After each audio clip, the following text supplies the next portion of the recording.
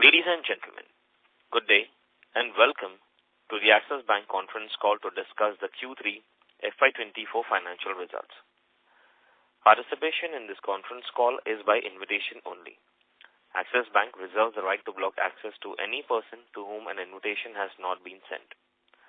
Unauthorized dissemination of the contents or the proceedings of the call is strictly prohibited, and prior explicit permission and written approval of Axis Bank is imperative. As a reminder, all participant lines will be in the listen-only mode, and there will be an opportunity for you to ask questions at the end of the briefing session. Should you need assistance during this conference call, you may signal the operator by pressing star then 0 on your touchtone phone. Please note that this conference is being recorded. On behalf of Axis Bank, I once again welcome all the participants to the conference call. On the call we have with us Mr. Amitabh Chaudhry, MD and CEO, and Mr. Puneet Sharma, CFO. I now hand the conference over to Mr. Amitabh Chaudhry, MD and CEO. Thank you, and over to you, sir.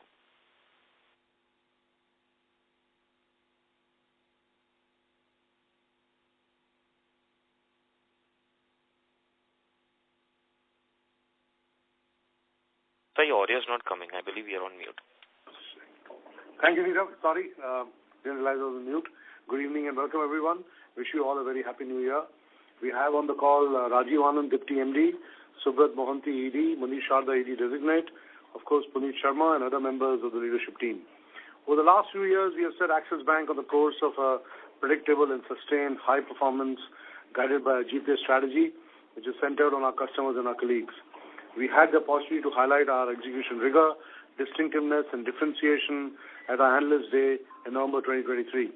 The Indian economy continues its upward momentum in Q3 and remains a beacon of optimism globally. A mix of judicious and bold policy moves has placed India in a sweet spot, which bodes well for the sector in the medium term. In Q3 financial year 24, we in Axis delivered strong operating performance led by robust sequential growth across loan and deposits. Let me briefly highlight them. The bank has delivered an ROE greater than 18% for the last 6 quarters now, while maintaining a better credit profile as compared to the past, instilling confidence in its sustainability across economic cycles. The bank has organically net accreted 39 basis points of CET1 capital in 9-month financial year 24. On loan growth, all the 3 segments delivered strong sequential growth, with retail, SME, and corporate book gross of IBPC sold growing 5%, 4%, and 3% quarter-on-quarter respectively. On deposits, we have improved the quality of our granular franchise significantly, with our LCR outflow rates and CASA ratio being the best in class in the sector today, and our retail term deposit growth improving to 12-quarter high. On cards and payments, we saw strong traction in new card issuances, cards in force, and spends led by our strategic partnerships. On the merchant acquiring business too, we have now attained leadership position with terminal market share of close to 19% as of November 23, with widespread adoption of our innovative technology-based product offerings. On digital and technology, Open by Axis continues to be the highest rated mobile banking app with a rating of 4.8 on the Google Play Store. On the iOS App Store as well, Open by Axis rating has increased to 4.7 this quarter from 4.6 earlier. Neo, our cutting-edge digital product offering for corporate and SMEs, is deepening our transaction banking relationship amongst clients. Axis Bank has been recognized in the highest leadership category with score of 77 in the Indian Corporate Governance Scorecard, recently published by Institutional Investor Advisory Services, with a valuation framework built around globally accepted G20 OECD standards and principles. We have tried to be ahead of the curve towards building a bank for the future with deep investment of management time and resources in our chosen areas of distinctiveness, namely digital, Bharat banking, and customer obsession. We stay focused on 3 core areas of execution of our GPS strategy, namely embedding a performance-driven culture, strengthening the core, and building for the future. On embedding a performance-driven culture, there is visible improvement in the retail deposit growth and the quality of our deposit franchise. The growth trajectory of retail term deposits continue to improve with 17% year-on-year and 2% quarter-on-quarter growth on period-end basis, and 15% year-on-year and 3% quarter-on-quarter on QAB basis. Our low-cost CASA share at 42% is among the best in the industry and has compounded at 14% for the last 3 years. In Q3, We added 100 branches, taking the overall branch additions to 349 for the 9 months period for financial year 24, which is among the highest in the industry. Further, we are doubling down on our deposit mobilization strategy led by two large transformation initiatives, Siddhi, which is a super app for our employees, and Project Triumph. We spoke about them during the Analyst Day. We have enabled every business vertical and channel through tools and platforms like video-based customer identification process, bring your own device and Siddhi app to serve our customers real time and onboard new customers with minimal friction. We have a strong foundation for our liability franchise. We continue to work on the deposit leadership roadmap we set a year back, and we expect to realize the full potential of this transformation in the next 6 to 10 quarters. We are also seeing all-round growth across businesses. We have market-leading growth in our focus segments, while within retail lending, we continue to drive balanced growth across the product portfolio. The retail disbursements in Q3 financial year 24 were the highest ever for a non-financial year closing quarter, aided by improved customer sentiments and strong festive demand. Domestic corporate loans, gross of IBP sold, grew 23% year-on-year and 3% quarter-on-quarter, led by a healthy pickup across sectors. The disbursement pipeline for Q4 continues to be healthy. And the SME segment continues to remain a key growth driver for the bank. The combined portfolio of mid-corporate SMEs and small businesses grew 30% year-on-year and 5% quarter-on-quarter, and now constitutes 21% of the loan book, up 620 basis points in the last 3 years. On strengthening the core, on wholesale banking, we have replicated the success of our digital consumer banking app with Neo for corporates. We have been on this journey for 2 years, and we now have a validation for the strong product market fit based on how quickly our clients have embraced it. On transaction banking APIs, we continue to see strong interest from corporates across industry segments, with 3.7 times growth in corporate onboarding, along with 7 times growth in transactions and 4.8 times growth in throughput. Neo for Business, our mobile-first transaction banking platform tailored for SMEs, continues to scale up in terms of customer onboarding. We saw an increase of over 25% in digital usage amongst these customers with the introduction of business banking specific features. We are in the process of rolling out a host of beyond banking features, which will include things like ERP integration, payroll, and inventory management. We have also rolled out Neo for Corporates, our internet banking proposition for large corporates, to all new customers, and we are in beta testing with existing corporate clients. With full rollout of the Neo, Axis remains on track to become the operational bank of choice for our wholesale banking clients. As far as building for the future is concerned, digital banking performance continues to remain strong. The Open by Axis Bank balance sheet had an increase of 48% in deposits and 86% increase in loans. We launched a new digital savings account proposition, Amaze, that provides customers attractive joining offers and spend-based rewards for the nominal monthly fees. We also launched and scaled new products, including FD for standalone credit card customers, US dollar FDs and Gift City for NRI customers, and new loan and insurance products on Open. Our bank-wide programs to build distinctiveness continue. Our bet on Bharat banking is growing from strength to strength. The Q3 financial year 24 disbursements are up 46% year-on-year. Rural advances are up 34% year-on-year, and deposits from Bharat branches are 11%, thereby aiding the PSL and profitability metrics. We have expanded our multi-product distribution architecture to 2,420 branches, complemented by 63,500 CSC network and 80 partners across the industry. Our digital co-lending platform is live with 10 plus partners, and the volumes are growing 80% plus quarter-on-quarter. We are building a pioneering end-to-end omni-channel and digital delivery model for the RUSU markets using the Salesforce platform. This will help us scale sustainably over the next 3 years. Sparsh, our customer obsession program, is helping improve relationship and transaction intensity with our customers. Over the last 21 months, NPS across 12 retail customer journeys has moved up to 141 over an index baseline of 100 as we listen to and act on the voice of our customers. NPS is now an important lead indicator for us to invest in areas that matter to our customers. Sparsh is a bank-wide priority. It is embedded in rituals and practices across all the 5,250 plus branches, all our customer touch points, and in the conduct of every employee. On Citibank Consumer Business Integration, the Citi integration remains on track, with acquired business portfolio metrics trending in line with internal estimates. Deposits are stable, and there has been improvement in cross-sell matrices across wealth, insurance, and retail assets. Nearly all the 70 synergy initiatives that were identified across cross-sell, deepening, sales productivity, and cost rationalization remain on track and monitored by the board. We expect to complete data migration and system integration by end of first half financial year 25. In closing, the growth momentum in India continues to be strong. We have taken global headwinds and higher interest rates in our stride. The consumer sentiment remains healthy with improved capacity utilization across sectors for corporates. The factors are ideal for an uptick in private capex. The deposit growth in the system is a challenge with a tight liquidity environment. We expect this to continue till inflation reaches the lower bound of the range. We foresee the system credit growth to converge towards deposit growth of around 13%. We see this as an opportunity to differentiate and serve our customers better. All of us are building an all-weather institution that will stand the test of time. I will now request Puneet to take over. Thank you, Amitabh. Good evening, and thank you for joining us this evening. We continue to make good progress towards building a stronger, consistent, and sustainable franchise. The salient features of the financial performance of the bank for Q3 FY24 across operating performance, capital and liquidity position, growth across our loan and deposit franchise, asset quality, restructuring, and provisioning is as follows. Our operating performance for Q3 FY24 was steady across NIMs, cost, and credit cost lines.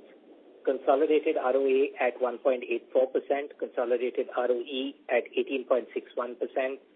Subsidiaries contributed 9 basis points to consolidated annualized ROA and 54 basis points to consolidated annualized ROE this quarter. The bank's CET1, including profits, stands at 13.71%. Organic CET accretion in 9 months FY24, including profits, was 39 basis points. Change in regulations impacted CET1 by 70 basis points. COVID provisions translate to a cushion of 43 basis points over and above the reported CET1 ratio. Our net interest margin for the quarter was 4.01%, declining 10 basis points Q1Q. Yield on interest earning assets improved by 69 basis points YOY and 6 basis points quarter on quarter. This increase was offset by increase in cost of funds, thereby impacting NIMs.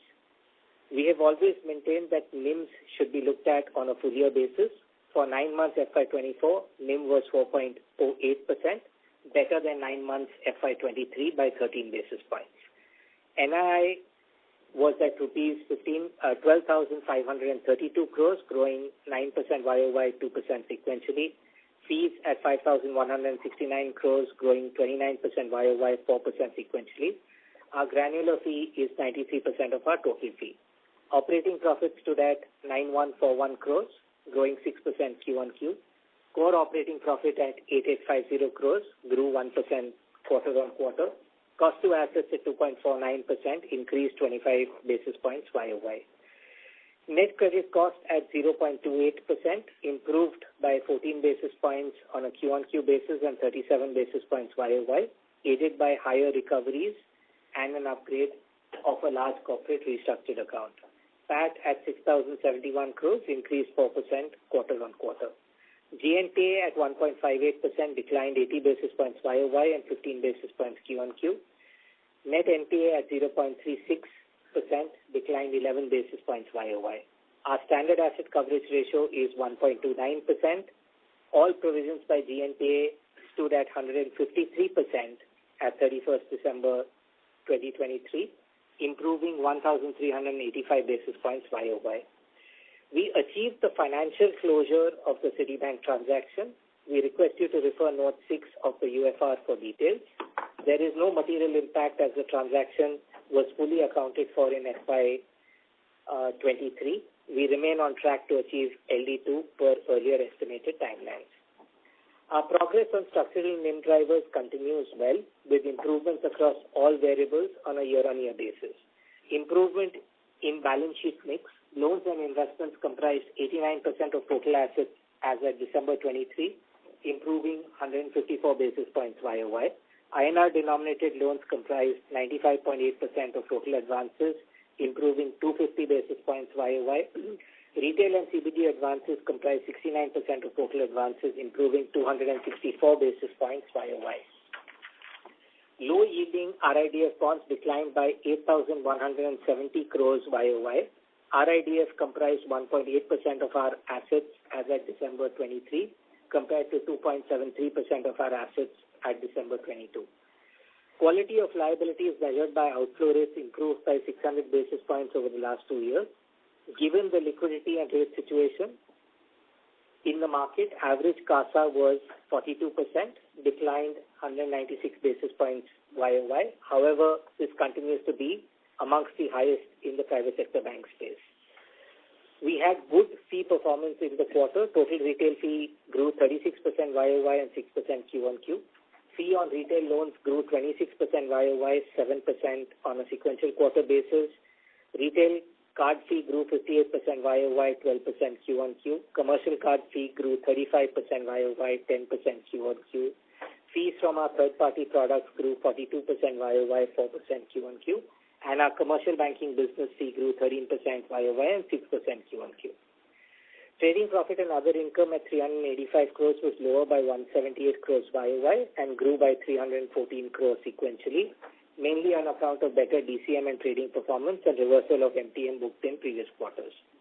Operating expenses for the quarter was 8,946 crores, growing 32% YOY and 3% sequentially. It is pertinent to note that there is no Citi BAU expense in Q3 FY23. Integration expenses contribute 4% of the YOY growth in operating expenses in percentage terms and 13% of YOY cost growth in rupee terms. The balance YOY increase in rupee crores of expenses other than above can be attributed to 10% linked to volume, 47% technology and growth-related investments, and 30% from our BAU activities.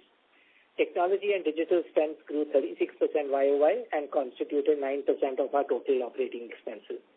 Staff costs increased 19% YOY. We added 12,075 people from the same period last year, mainly to our growth businesses and technology teams. We've opened 350 branches in the 9 months FY24, with 100 branches being opened in Q3 of FY24. Q1Q increase in operating expenses is largely attributable to higher volumes.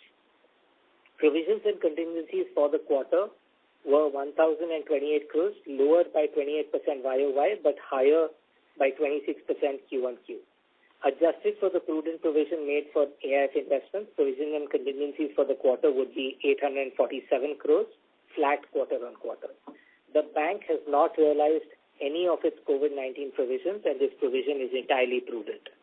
The cumulative non-NPA provisions as at December 31st, 2023 stood at 11,981 crores, comprising 5,012 crores towards COVID-19, restructuring provision of 587 crores, including unsecured retail being provided at 100% and the rest at first bucket NPA rates, standard asset provision at higher than regulatory rates of 2,216 crores, weak asset and other provisions of 4,166 crores.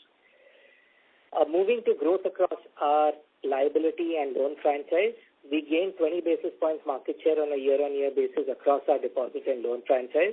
Please refer slides 19 and 20 for details around the quality of our liability franchise and slides on our loan business.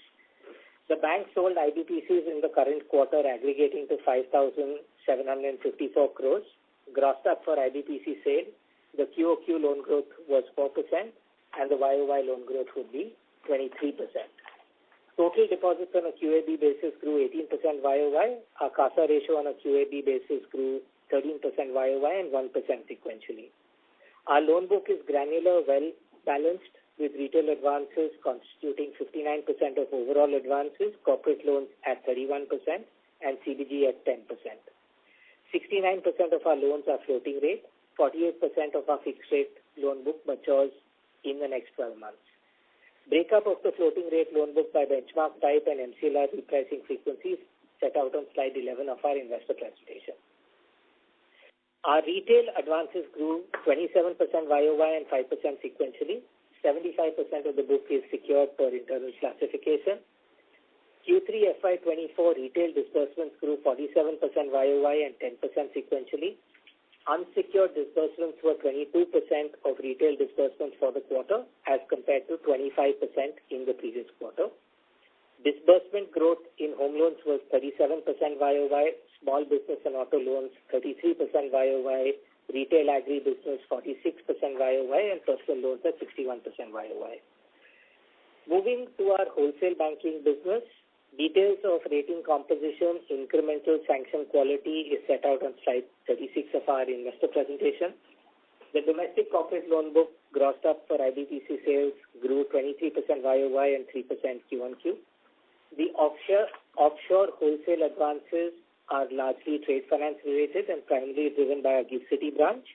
95% of the overseas standard corporate loan book is India-linked and 91% is rated A- and above.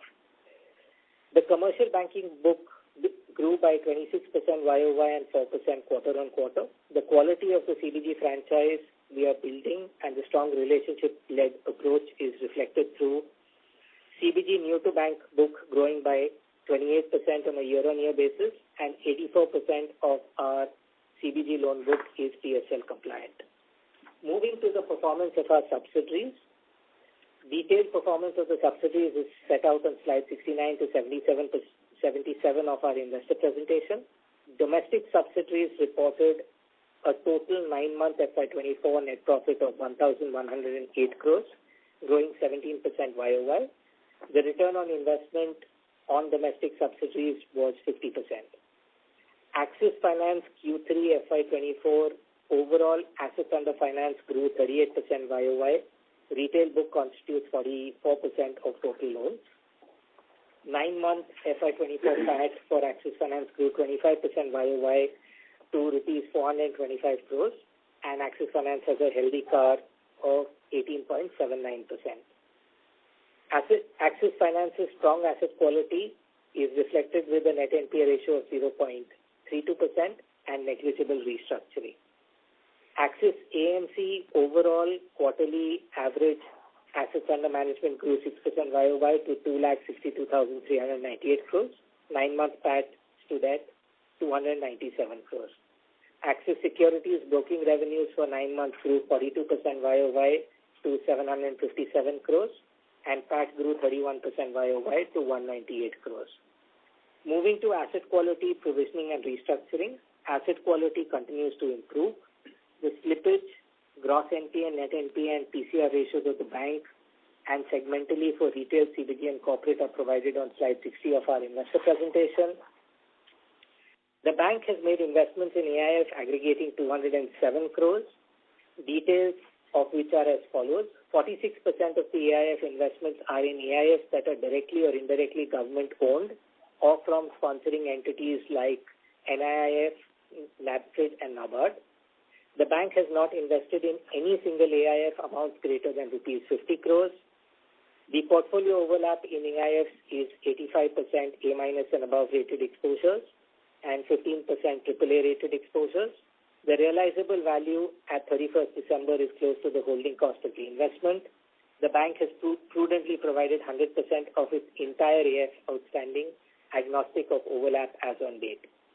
Net slippage ratio annualized stood at 0.5%, declining 43 basis points YOY and 9% Q1Q. Net slippages for the quarter were 1,117 crores, declining 35% YOY and 12% Q1Q. Net slippages segmentally were 1,988 in retail, 74 in our commercial banking business, and negative 945 crores for our WBCG business. Recoveries from written-off accounts for the quarter were 635 crores. Net slippages of the quarter adjusted for recoveries from written-off accounts was 482 crores, of which retail was 1542. Our CBG business was a negative 11 crores, and our WBCG business was a negative 1,049 crores. For the quarter, 35% of our gross slippages are attributed to linked accounts of the borrower, which were standard when classified or have been upgraded in the same quarter. To summarize the performance for the quarter, Axis Bank is progressing well to be a stronger, consistent and sustainable franchise. This is visible through organic CET1 accretion of 39 basis points for the 9 months FY24, our COVID buffer of 43 basis points of overall capital adequacy, our overall coverage at 153% of GNPA, and limited restructuring of 0.16% of our gross customer assets. Consolidated ROE for 9 months FY24 was 18.86%, 82 basis points higher than 9 months FY23, an outcome of disciplined execution. The bank has ample and sufficient liquidity visible in an exit LCR of roughly 129%. Given the increased focus on the CD ratio as one of the multiple metrics to be tracked, deposit growth would be a key constraint to growth in advances in the short to medium term. We are well placed in the current macro environment. We continue to closely monitor geopolitical, inflation, liquidity, and cost of funds that impact our business. Thank you for your patience. We would be happy to take questions now. Thank you very much. We will now begin the question and answer session. Anyone who wishes to ask a question may press star and 1 on their touchtone telephone. An operator will take your name and announce your turn in the question queue. Participants are requested to only use handsets while asking a question. Ladies and gentlemen, we will wait for a moment while the question queue assembles. Participants, you may press star and 1 to ask a question.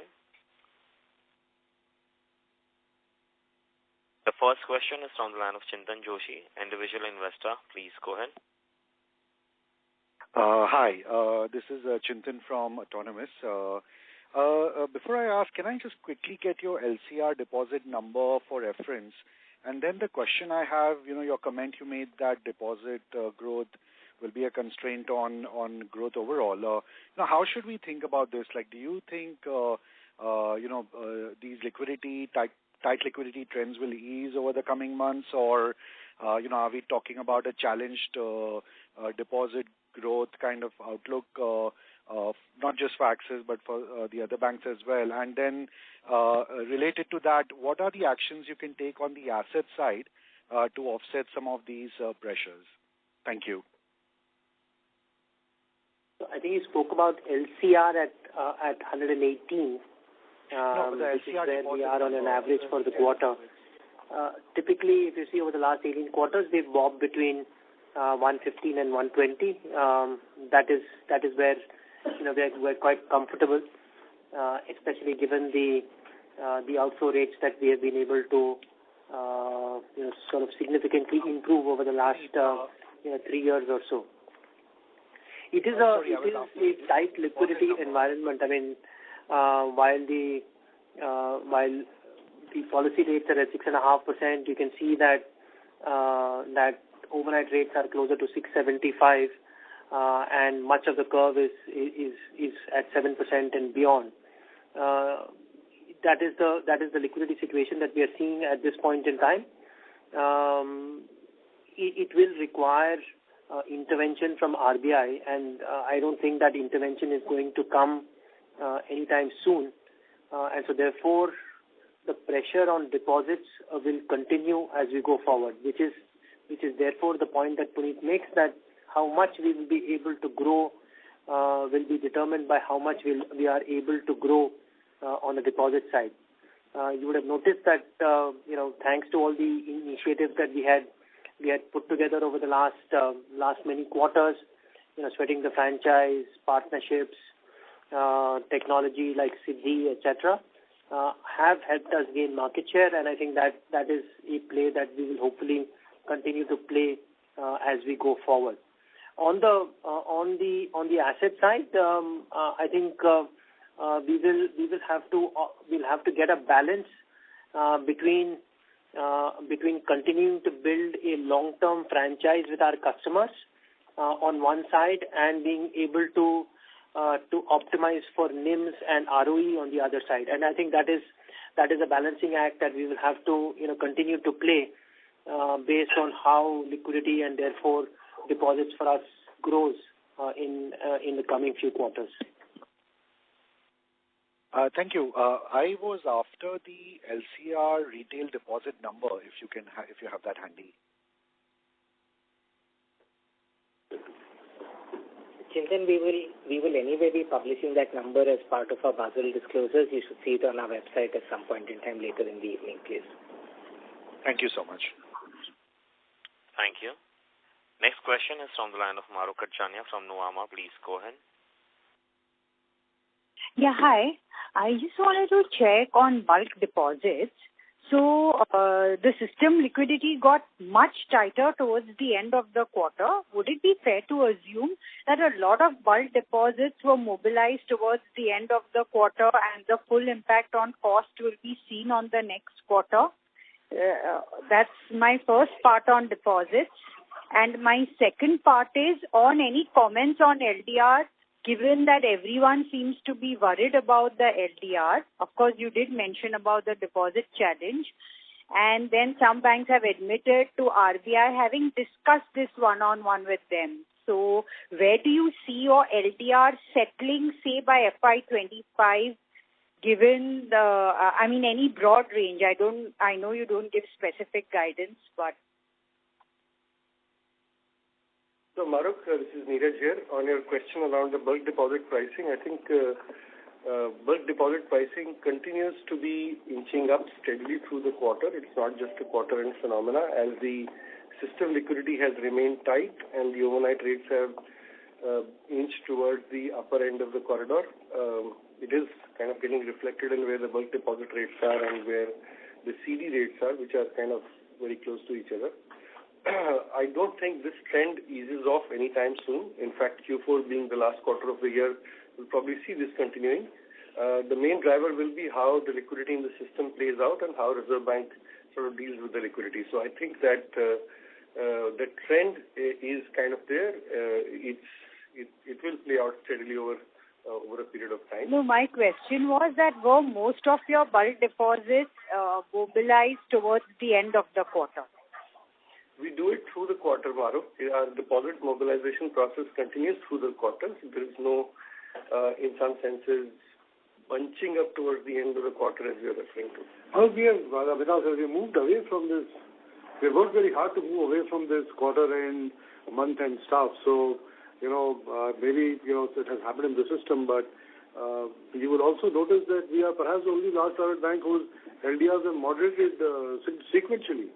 And I think you should give us credit for that. Also, we continue to have one of the best outflow rates in the industry, which will continue to be demonstrated even during this quarter. And as Neeraj very rightly pointed out, even on the LCR side, we have always operated within the 115 to 120 band. The movement is almost, has been within this band for last 18 quarters. So, talk about consistency in terms of how we have run the business and the liquidity coverage ratio through the cycle. So I think just please keep that in mind. We raised large deposits through the quarter, yes, at the right price, which makes sense to us, and we'll continue to move forward. But there is no quarter-end effect. I just want to move away from that. Puneet, you want to add something here? Mahrukh, thank you for the question. I think the direct pointed answer to your question is, if you look at slide 8 of our investor presentation, you will see deposit growth presented on a QAB basis, and you will see that the QAB basis deposit growth tracks NED basis very closely, which will indicate to you that balances have grown through the quarter rather than at period end. Perfect. And on just the LDR thing, I know that it's improved, so it's rare that in this quarter someone's LDR has improved, but any range you would like to give for FY25? Mahrukh, thank you for the question. We don't offer a range on LDR. We think there are multiple variables through which we manage our balance sheet. LDR is one of the variables. We do not have a targeted LDR that we discuss publicly. Okay. Thank you so much. Thank you. Thank you. Next question is from the line of Suresh from Macquarie Research. Please go ahead. Yeah, hi. So 2 questions. One is on this deposit mobilization strategy itself, right? So, we were focusing a lot on retail deposits, but if I look at the same slide 8, it looks like almost 60% plus of incremental deposits this quarter has come from non-retail term deposits, right, which has grown 12% QOQ. So should we read too much into this? It's just one quarter phenomenon where liquidity has been tight and therefore you have to take recourse to bulk deposits? Or how should we read into this? Because it's a large number, almost 60% incremental has come from NRTD.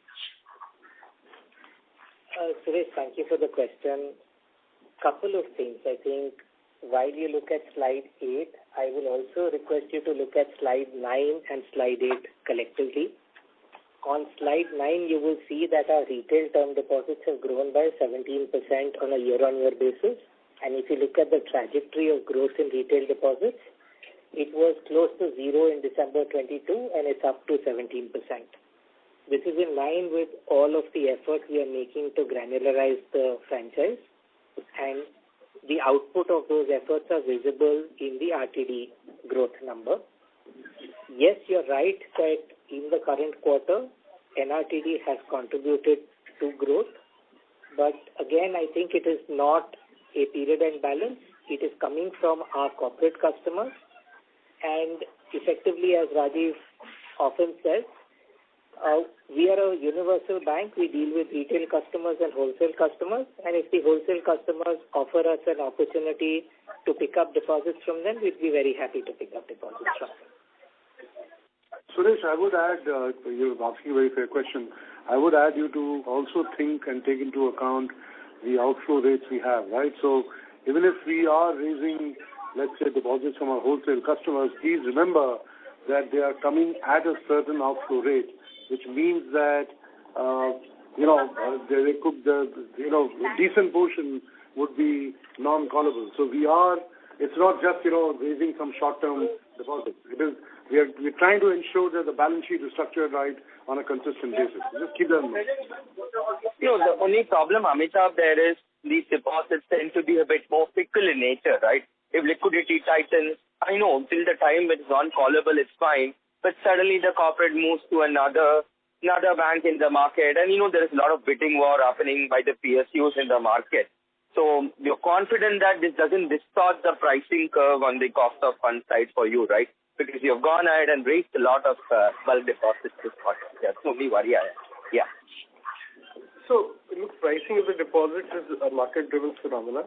It is not just in the bulk deposit side, but even also on the retail deposit side, we are making sure that our liability cost is in line with what our peers are offering. So it is competitive on both the sides, not just on the bulk deposit side. Yes, bulk deposits tend to have a certain phenomenon that needs to be taken into account, but I've seen a good correlation between where the bulk deposit rate go and where retail rates go over a period of time. The non-callable feature, which actually helps us make sure that the outflow rates are not higher bulk deposits, is the one real hedge against this deposit shopping in some senses. Okay, clear. And just finally, one question on capital. I know you have, of course, repeated your stance, but still, again, for the benefit of everybody, you're at 13.7. Your peers, of course, are easily 200, 300 basis points above the number that you're reporting. Some of them actually, Amitabh and Puneet, they keep internal thresholds of 14% common equity tier 1 under the new Basel III regime. Whatever it is, each bank has its own threshold criteria. At 13.7, are you comfortable? You're sure that, with the outlook which is there, and can you share anything with respect to your internal thresholds there? Any guidance on that would be great. Thank you. Suresh, thank you for the question. I think the framework that we've consistently adopted with respect to capital is we think about capital on two pillars, capital for protection and capital for growth. Under the protection pillar, we look at regulatory capital as well as capital to protect domestic AAA.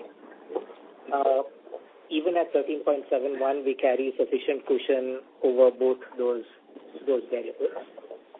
On capital for growth, I would just request you to look at what we put out on slide 16. On a 9-month period, FY24, we have net accreted 39 basis points of CET1 capital. So we are currently in an environment where we think we will organically continue to accrete capital. Amitabh did indicate in his opening remarks that our house economist expects advances growth at an industry level to be at the 12-13% range, and therefore we are really not seeing capital being consumed for growth given how our organic businesses are creating. So we continue to maintain our position categorically that we do not intend to raise capital. I think to your question in reference to Basel III norms, the one request I would have is the risk weights under Basel III are very different from the regulatory risk weights. So what you're seeing as 13.71 basis regulatory risk weights would be different in the Basel III construct. Therefore, again, putting that layer onto your question, we still categorically maintain we do not need capital at the current stage and would not be raising. Okay. Thanks so much, Puneet. Thank you. Next question is from the line of Pranav from Bernstein. Please go ahead. Hey, thanks for taking the question. Just had a question on your loan mix. You've continued to move towards, the higher yielding segments. Two questions on that. One, with the risk weight change that has been announced, do you see a change in pace of that transition, number one? And number two, do you have an end state in mind in terms of the split between mortgages and other consumer segments that you have right now?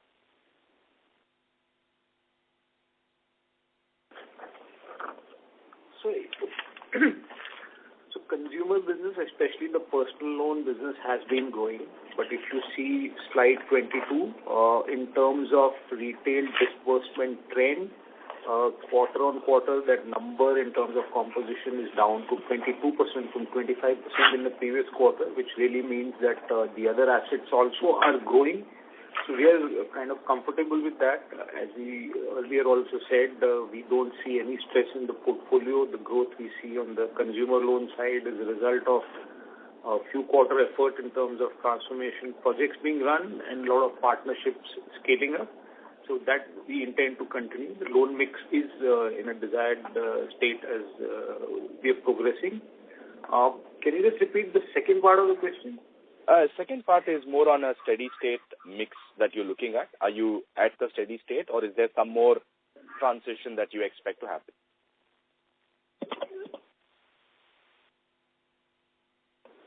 Yeah, so we have been around 78, 80 secured, 20, 22 unsecured. That's what we've been saying and holding for some period of time. If it goes to 75, 25 over a period of time, that also is fine with us. It's something which we have to keep moderating and observing in line with the various developments happening in the industry. And currently 75% of our retail book is secured. So my question was more related to the mortgage growth. I think we've seen almost for several quarters now that growth has been muted. So was wondering if that was part of an intentional shift to get to a certain loan yields, and therefore if we should expect a recovery in the mortgage growth, or if we'll see some more of this loan mix shift happening. I think I mentioned it in the previous call also that we are assessing every business based on risk-adjusted return on capital, and these asset classes stack up on that RAROC curve in a certain way, and whichever is higher on the RAROC curve, within obviously defined limits, we will try to push that business more in comparison to the others. It's not that the mortgage business is not important for us, it's a large business for us, but in a deposit-constrained environment, we will obviously have a waterfall, and in that waterfall, we will push businesses which give us a better return. So we don't want to get caught up in, specific numbers in each of the businesses, but we will play depending on what makes the most optimal sense for us. And in a deposit-constrained environment where credit growth will get constrained, a lot of questions around LDR and so on and so forth, I think we need to prioritize where we want to grow, and that's exactly what we're doing. Understood. Perfect. Thanks a lot for that. Thank you. Next question is from the line of Jay Mundra from ICICI Securities. Please go ahead. Yeah, hi, good evening, and thanks for the opportunity. Sir, on your opening remarks, you mentioned that the systemic deposits and credit growth are likely to converge at around 13%. Is this like FY24 or this is like FY25? So any timeline for that number? I mean, if you look at all the commentary coming from RBI and the governor and commentary around inflation, I think it is quite obvious that this is not just next 3 months event. This will continue into financial year 25 and I think stay during financial 25 for almost the entire year unless something dramatic happens. We are still way off from, or at least we are away from the target which RBI has in mind on inflation. There are still risks to that inflation target. So I do not see interest rates coming down. I do not see RBI, taking the pedal off the constraining the liquidity. And frankly, the biggest factor which is driving why the deposit rates are high or deposit growth is constrained is RBI tightening the liquidity, and I don't see that going away. So, cutting long story short, we do expect the deposit growth to remain constrained, and as a result, over a period of time, the credit growth has to temper down. They have to converge at some stage. They can't keep running in two different or at very different levels for a long period of time. And this is not what we've been saying today. We have been saying this for quite some time also, quite consistently. Right. So, sir, in that context, at our current LDR, while it has improved quarter on quarter, it goes without saying that the ask rate on deposit for Axis Bank is much higher than the credit growth rate, right? That is how, and you also indirectly mentioned that the deposit growth could be a constraint for the credit growth, at least in the near term. Is that the right interpretation? So one of the drivers of the LDR change over a period of time is how we've optimized our balance sheet. If you see, our outflow rate on deposit has come down from roughly 26% to 21% now. And that has meant that we have preferred certain kinds of deposits over certain other kinds of deposits, right? The deposits which attract 100% outflow, we've preferred not to increase that book or rather shrunk part of that book. And that has had an impact on LDR. So, like we said, that LCR, LDR, NSFR, these are all important parameters that we look at while optimizing our balance sheet and seeing how the balance sheet evolves over a period of time. All of these are important parameters, but at times, there is a play between one versus the other. And a last, a different question, notice that you have around 10 million non-Axis Bank customers using Axis Mobile and Axis Pay. And I assume these are not free charge customers, right? Because that runs into millions or even higher numbers. So if you can provide some color as to what exactly is the offering that these non-Axis Bank customers are using, and any medium-term plans to convert these known-to-bank customers to offer other services or cross-sell. So you're right; these are not free charge customers. There could be some overlap, but in general, these are not free charge customers. We have been speaking about three types of customers: new to bank customers, existing to bank customers, and known to bank customers. Customers that we know something about. So this set of customers are customers where we know something about them, and we have various programs where we are able to underwrite these customers, and we are able to sell personal loans, credit cards, etc. to these entities. We are a leading player on the account aggregator platform. Much of the traction that you are seeing is through this route as well, and of course through the various UPI platforms that we are present on. Understood. Thank you and all the best. Thank you. Next question is from the line of Rikin Shah from IIFL. Please go ahead. Thank you for the opportunity. I have two questions. First one is on the linking of the loan book to different benchmarks. So we see that the repo loan benchmarking, the loans linked to the repo loans are up by almost 10 percentage point in last 1 year to almost 48-49%.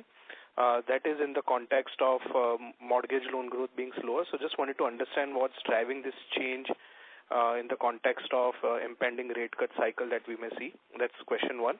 And second, just a small observation, the cost guidance has been removed from the presentation. So do we need to read anything onto this or anything you would like to elaborate? Thanks.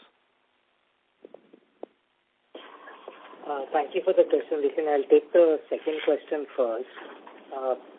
We commented on cost on the analyst day, and the comment that we made on cost at the analyst day, which we continue to carry since then is, as long as the benign credit environment allows us to continue to invest in the franchise, we will continue to invest in the franchise. We are investing for the future.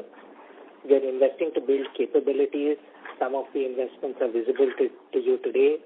The Neo app, the mobile app, the tech stack that we have built, the 350 branches that we've created. So as long as we operate within a given viewpoint, we will continue to make the investment. So we remain focused on managing our expenses when the need arises, and we do believe that we can pull back that expense if the need were to so arise. So I don't think there is that number that we used to put out was taken away when we discussed at length the bank's performance at the analyst day. It's not a takeaway in the current quarter commentary. Sorry, Rikin, can you give me context to your first question, please?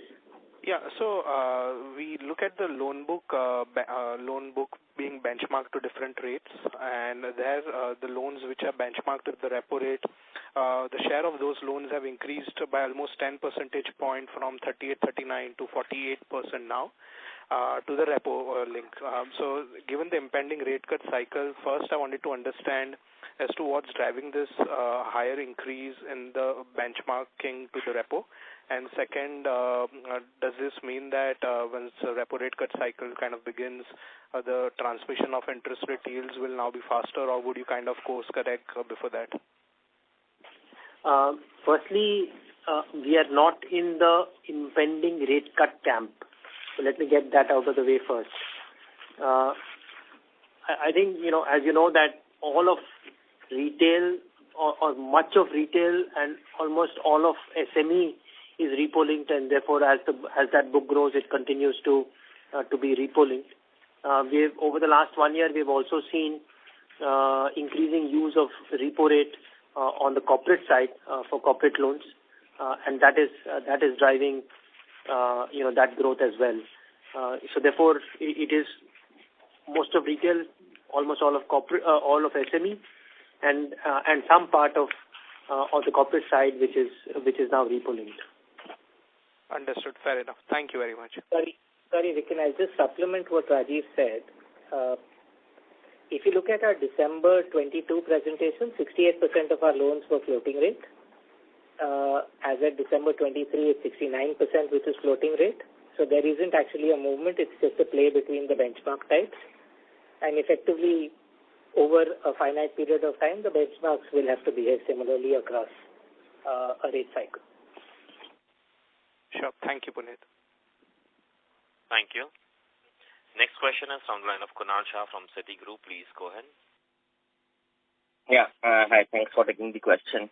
So I'm not sure if you answered that because I missed some part of the conversation. But given that you always have been highlighting in terms of the growth targets, but now it seems to suggest that deposit is definitely a constraint. So would we still continue to grow at 4 to 6 percentage points higher than the system average when you are highlighting that loan and deposit growth would settle at 13%? Or does that also change given this steady ratio as well as the deposit constraint which is there? Boss, you're trying to hold us quarter on quarter. I think we continue to maintain our guidance that in the medium term we'll continue to be able to maintain that 400 to 600 basis point differential. We're not changing that. Sorry? We have said that we'll maintain the 400 to 600 basis point differential between industry and our growth rate.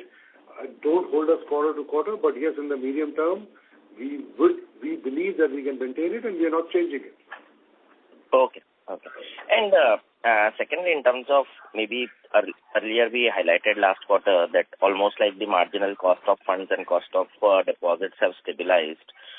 So where are we in terms of maybe what would be the gap between the incremental cost of deposits and the outstanding cost of deposits? If you can maybe not give the exact numbers, but how much is the gap left between the two, which will get caught up over a period, yeah. Kunal, thank you for the question. Particularly term deposits, yeah.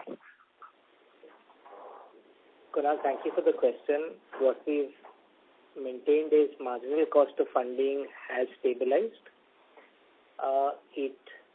as long as the marginal cost of funding remains at where it has been for the last 4 to 6 months, we do expect our base deposit book to get repriced through quarter 4 and quarter 4 of the current financial year and a spillover into quarter 1 of the next financial year.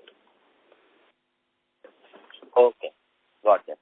And any levers on the loan book side now available, given that unsecured pie is also coming up? Though this quarter we see sequential growth being strong in some of the high-yielding segments. Plus now RIDF is also down to almost like, say, 1.8%, almost getting in line with or maybe much below where the other banks are. So maybe there were a couple of levers on the yield side. But what levers do we see now going forward on yields? Thank you, Kunal, for that question. I think if you look at slide 12 of our presentation, from a mix perspective, we've talked about retail SME as a percentage of loan book. We've talked about the INR, non-INR book. And those are the two observations that you're pointing out have gotten to the 69% and the 4.2% respectively. We also flagged off a third lever when we speak about our yield optimization journey, which is sub-segment shift within the wholesale business, which is still to play through. The other element is that if you look at our bank balance sheet, only about 14 to 15% of our advances are unsecured. So we do still have some play at a full bank level between secured and unsecured exposure as we move forward. So short answer to your question, yes, there are some levers that have been optimized, but there are other levers that we can still work through in the coming quarters and coming years. Okay, perfect. Yeah, thank you and all the best. Thank you. Next question is from the line of Saurabh Kumar from JP Morgan. Please go ahead. Hi, sir. Just one question. Sir, on this wholesale credit side, so you've had a large recovery. So two things. One, can you help us with what is the quantum of the on the written off book? What is the quantum left? And how long would you expect this negative credit cycle? I mean, the recovery cycle in the corporate to last. Negative net slippage in the corporate to last. Thank you. Saurabh, thank you for your question. I think if you looked at slide 62 of our investor presentation, you will see a table that gives you the cumulative value of prudential write-off till date. The number at Q3 FY24 is 40,211 crores. Of this, how much will be corporate? The value over. Sorry? Of this, how much will be corporate? We don't break this up between corporate and retail, but if I just give you context, 40,211 crores, this is cumulative value. We have been recovering against this value over a period of time. I think to your specific question on data point on what is corporate and what is corporate recovery likely to be, we have directionally commented to say that we do expect credit costs to move up. In the first stage, recovery from written off accounts will reduce. And over a period of time, we do expect credit costs to move up for the system and for us. All of us are operating below long-term through cyclical credit cost numbers. Hence, that's the trajectory that we expect to see over time. Okay. All right. Thank you. Thank you. Next question is from the line of Param Subramanian from Nomura. Please go ahead. Yeah, hi. Thanks for the opportunity. My question again is on deposits. So historically, we've pointed out in the past that we are strong in the government business, and one of the reasons for the tighter liquidity is government money going out of the system. So when that money comes back, are we better placed compared to the rest of the system? Any sort of gearing you'd like to highlight over there? Yeah, that's my first question. So you're right. Historically, we've had a strong relationship with the government at the central, state government, district, panchayats, right down to the beneficiaries. And we continue to leverage on those relationships. Increasingly, what the government wants is is technology solutioning to be able to manage this flow from the Consolidated Fund of India all the way down to the beneficiary, and we've been providing to the various governments, various state governments, various departments of and ministries these solutions, and we have a significant market share among private sector banks as far as government business is concerned. The government is looking to get more efficient in terms of these cash flows. So in the long term, I think, as much of these flows become more and more digital, the amount of float in the system will reduce. But I think that is not a problem that we will have tomorrow. But over a period of time, it could potentially sort of play out. But I think the point that you are making is that there is money lying with the government, and therefore there's liquidity tightening. I think to some degree the way that the government, the RBI thinks about liquidity is the liquidity pool that is lying in the banking systems, the money that is lying with the government, because that government money will either come through in terms of salary payments at the beginning of every month, or payments to the state governments and for infrastructure spends, etc. So there is a bit of a lead lag as GST payments go to the government and some of these payments come through. I think one of the things that's been happening is revenue numbers for the government have been very strong, and so therefore their liquidity build-up has been quite strong. I do believe that, maybe for the next couple of months, as the code of conduct for the elections, which has now pretty much been announced for April 16th, begins to kick in, there may be some slowdown in terms of government spending, but all that will come through as we go forward. Perfect. That's really helpful. But could you provide any, say, numbers in terms of market share? You did highlight that you have a significant market share, but market share or, say, percentage of your total deposits, say, contributed by the government business? Sorry, can you market share? Any numbers on the market share? You highlighted your market share in government deposits is higher. So any numbers you can give over there? Yeah. We don't have. One of the problems that you will always face is that there is no public data around this. So we know some of these numbers because of some of the work that we've done and some anecdotally. So not comfortable sharing that number. Okay, no problem. And my other question is on repricing. So what are the price actions we have taken on unsecured retail and as well as loans to NBFCs, post the RBI increase in risk weight? Yeah, those were my questions. Thank you.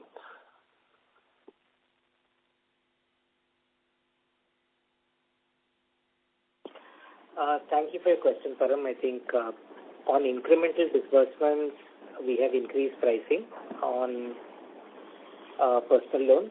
Obviously, you would appreciate that it is a competitive market space, and therefore how much you can pass through to the customers depends on market conditions. But we have increased pricing on the loans, and we are seeing a better yield come through on our PL portfolio and incremental disbursements.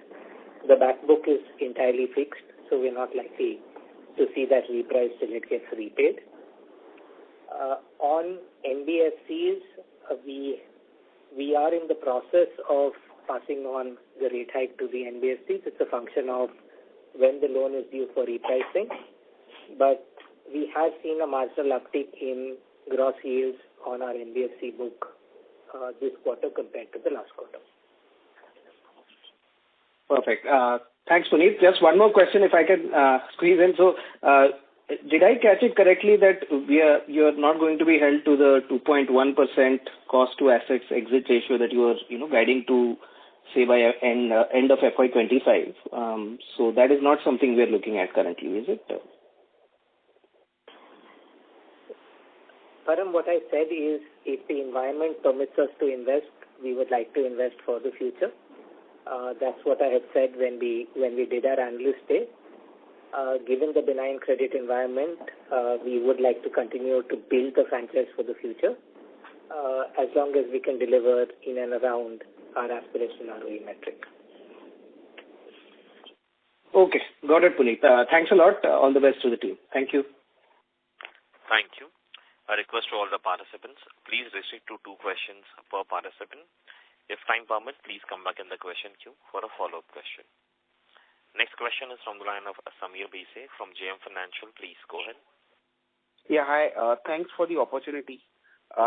Just thinking around this liquidity tightness, wanted to get thoughts from Amitabh on how do you think from the second order derivative perspective of this phenomenon? Would you worry on potential asset quality issues? Are we still some time away from that? And what would you see as signals if it kind of persists for a longer time?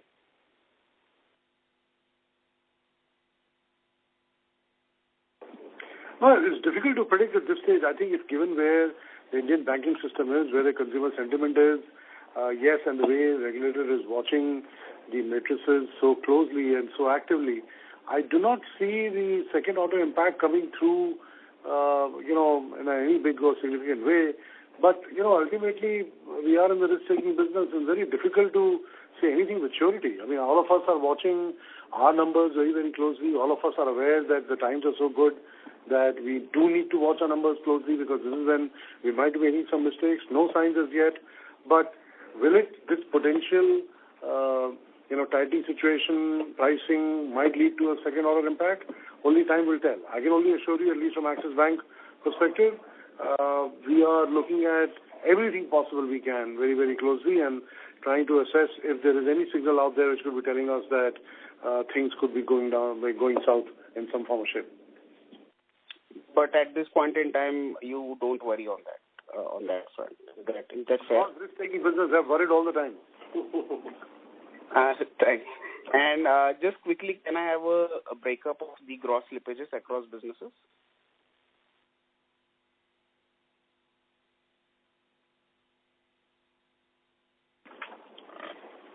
Thanks for the question. Our gross slippages for the quarter were 3,715 crores. They declined 2% year-on-year. Segmentally, it was 3,384 crores for retail, 238 crores for CBG, and 93 crores for the WBCG business. Okay. This is helpful. Thank you and all the best. Thank you. Next question is from the line of Piran Engineer from CLSA. Please go ahead. Yeah, hi. Thanks for taking my question and congrats on the quarter. And I don't mean to harp on this too much. It's been discussed quite a bit. But if you had to reduce your LCR, just want to understand management's approach. Would you rather slow down loan growth or get the required deposits through NRTD and compromise a bit on NIMs?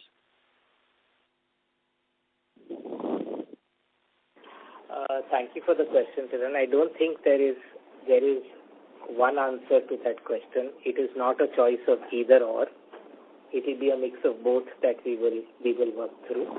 We can't really say that we are willing to pay any price for a deposit to fund our loan growth. And similarly, we are not saying that if deposits are far too expensive, we will not grow at all.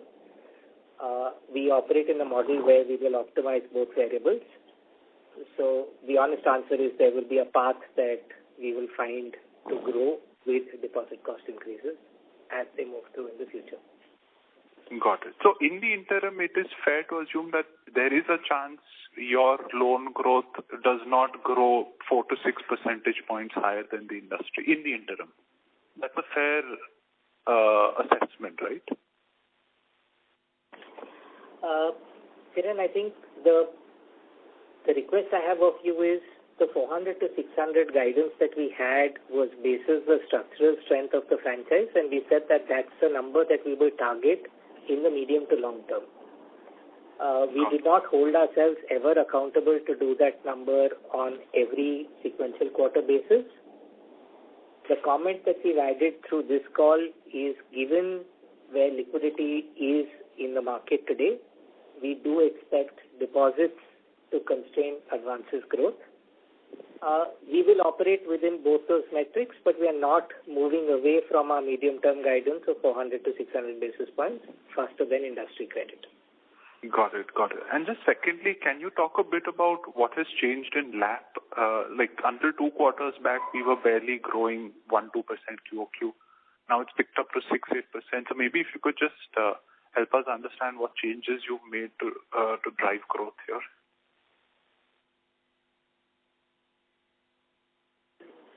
So, again, LAP growth is an outcome of some of the transformational projects which we have been running. During the last 12 months also, LAP was outgrowing within the mortgages business. This year, we've seen a lot of stuff come together in terms of delivering the growth which we are seeing.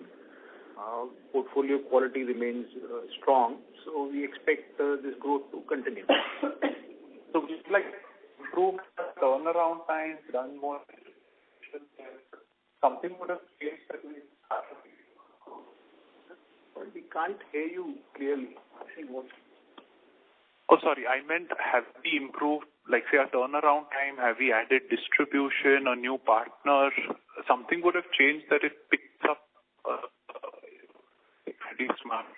So it's a mix of everything. We've added partners. Turnaround time has improved. Our channel management has gotten stronger. Sourcing from branch has increased. We've gotten deeper distribution into our rural Bharat banking branches. So it's a host of initiatives across the board which we've been working on, and that's what has resulted into this outcome. Got it. Okay, that's useful. Thanks and all the best. Thank you. Next question is from the line of Shubhranshu Mishra from Phillip Capital. Please go ahead. Good evening, sir. Thank you for the opportunity. Got a couple of questions on the credit card piece, which is on slide number 22. So when we say that 52% is ETB and 33% is known to bank, this entire 33% known to bank is coming from the Flipkart co-brand. That's the first part that I wanted to understand. And also the definition of known to bank. The second part is what is the mix of revolvers, EMI, and personal loans here in the and transactors here in the mix, and what would be the ballpark ROA that we make on a steady state basis in this business, in the credit card business? Thanks. Yeah, sure. Thanks for your question. This is Arjun here. So I'll try and cover all of it.